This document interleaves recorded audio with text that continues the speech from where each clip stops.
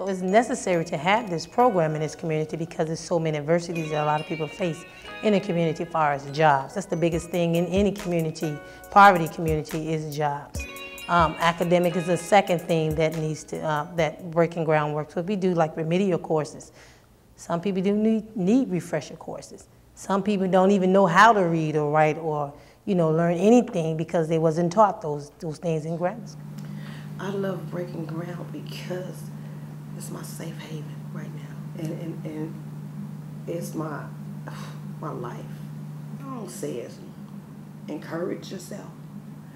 Claim victory for yourself. And some of these people don't know how, because all they know is what they are used to, that little circle, and they don't know how to get out of the circle. They don't know how to break the curse.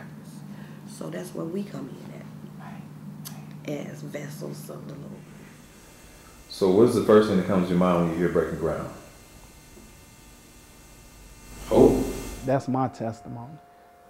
But I learned coming here to Breaking Grounds have learned me to be able to deal with, you know, my frustration and my anger, you know, and to be patient. You ask me, but places like these is good for people to come in and out of penitentiary for anyone, period. You know, that's doing a lot of sinful things or just want to change their ways and their lifestyle. You know, this place is it's a beautiful place. Well, I was here before Breaking Ground came. It was a factory, and we all was camping out in the factory doing drugs, sleeping. We was homeless, sleeping in this factory. And one day, a little short white guy came in and said, "I need you guys to do me a favor. I don't mind you taking nothing out the factory, but please don't touch the foundation." And I looked up at him. I said, "What?" He said, "Don't touch the foundation. You can take everything out of here." He said, "What we want to open up is something like a community center. And this place is going to be a place where you can come get jobs, get GEDs. It'll be, you know, to help the whole person. Just like that." And I said, "Oh, so y'all going to make a center out of this here?" He said, "Yeah, something like a center, neighborhood center." I said, "Well, okay, we won't touch the foundation." And after that, I told everybody, "Man, we got to get out of here." Because the little short white guy coming in, he wasn't scared.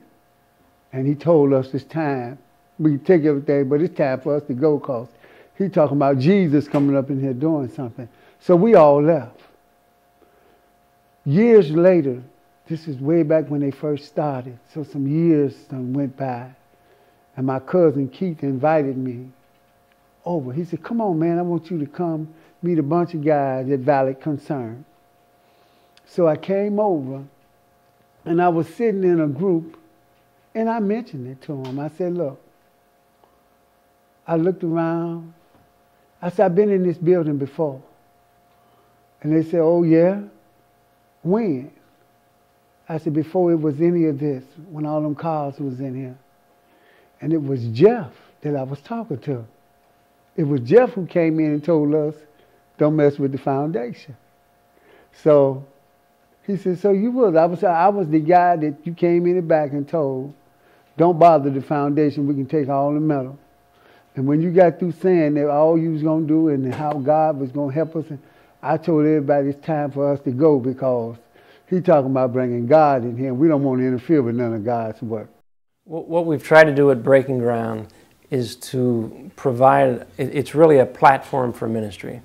We have two major focuses. One is the job training program and basic skills. It's 6 weeks, 5 days a week, 4 hours a day. They come at 8 o'clock in the morning, they punch in, so we try to make it like a job environment. And that's really our evangelistic opportunity. We don't do any recruiting for that, and we have classes full of 30 guys and women every 6 weeks to take the course.